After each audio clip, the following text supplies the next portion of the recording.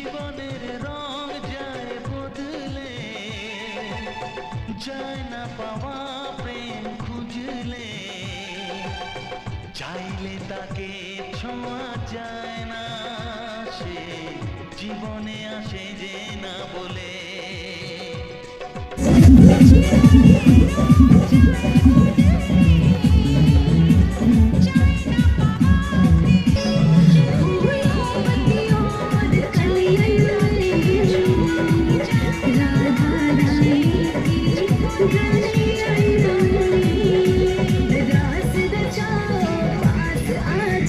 देख ये सबकी दुनिया